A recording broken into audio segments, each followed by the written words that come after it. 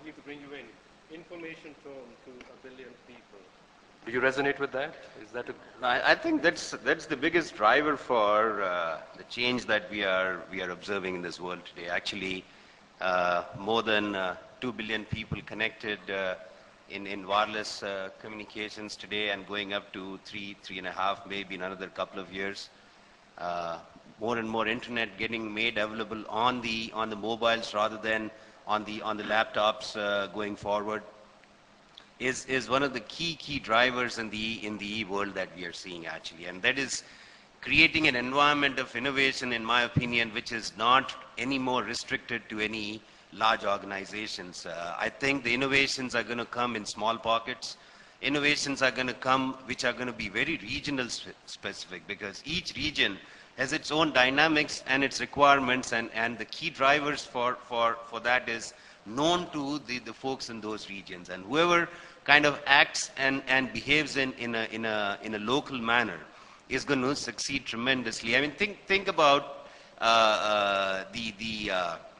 forget the valuation part, but the fact that we are kind of now moving more into the audio and the video kind of content more aggressively than what we used to.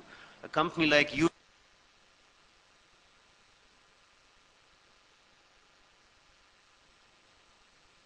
going to have on news and media. I mean, today we ourselves are going to be media people. We'll record something somewhere, post it onto something, not depend upon a news channel to give us what's going on in a local region. I think that is the key thing that is happening in the new world that we are living in, and the fact remains that it's all driven by this many people being connected. And I agree with your point of view, Lemuel, because business models will get created. When you have 3 billion people, 4 billion people connected, models will get created. Each one of us will end up paying whatever is the right due, and that will find its own natural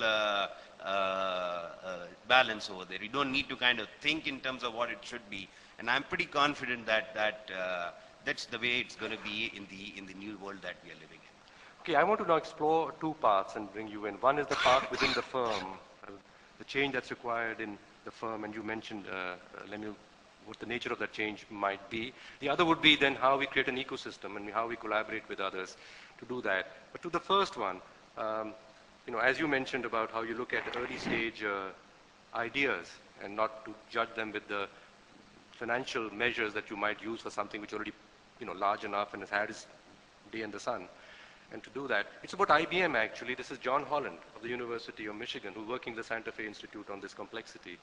And the nature of systems, which are both innovative as well as efficient at the same time. They're not chaotic, and they're not in stasis and just in efficiency.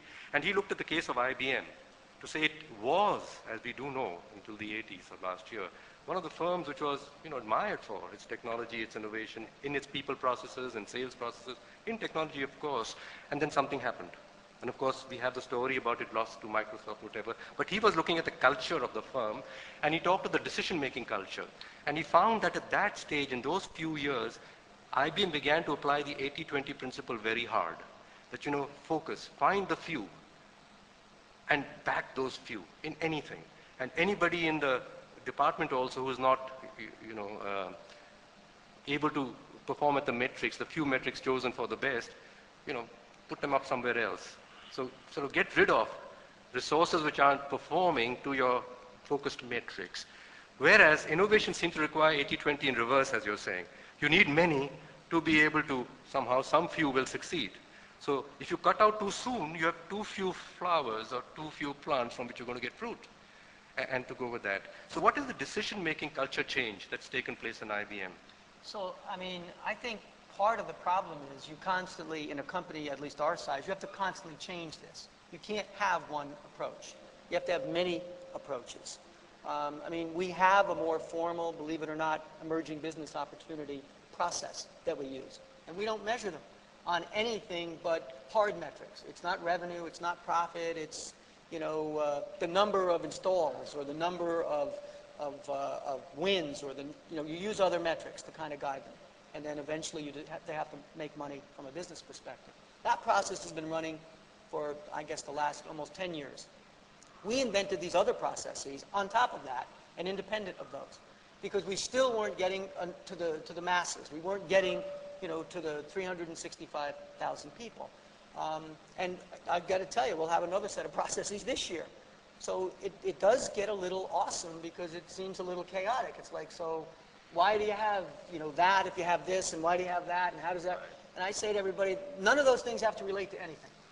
Stop trying to put the puzzle together. All we're looking for are your best ideas, and we'll nurture those best ideas to the point where they can stand on their own and stand up against others. And those that make sense, those that look like they're going to make a difference, we'll continue to support. Others will say, okay, that's it. Not a good idea. Not on our nickel, not on our money. Maybe it's a good idea for somebody else, and maybe we'll do something else with it. But in a company like ours, this becomes almost a full-time thought process where they're one step ahead of us. We have such incredibly smart people. When you got 210,000 engineers working for you, I mean, somebody is up while you're sleeping every minute of the day, and they're thinking while you're trying to rest. So when you get up in the morning, they're back at you with another set of ideas. So I think we keep it chaotic almost to a degree, to your point, because the big engine will run. The $90 billion engine runs every day, and we try to make it hum. I'm trying to add the $1, 2, 3, 4, $5 billion engine on top of the $90 billion engine. And it's not going to sound the same. It sounds like these two-cycle things around here where, try that against a 12-cylinder, Mercedes or something. That's right? That's the difference that we're kind of dealing with. And in some sense, Jay, it reminds me, this is the process of the underserved in IBM. Yes. Trying to get the underserved people who have an idea, that's not necessarily part of the mainstream, to kind of nurture it, to kind of bring forward the value, and literally do that day in and day out. It's not just 10 ideas. It's not just 20 ideas. Heck, we should have thousands of ideas, that we're nurturing on a regular basis. So it's a tough point, Arun. It's a very tricky balance point. But I'm an engineer. I'm a crazy guy. I like to stay on the edge. So you just hover on the edge, and you just manage to pull yourself back, before you go tumbling down the mountain. What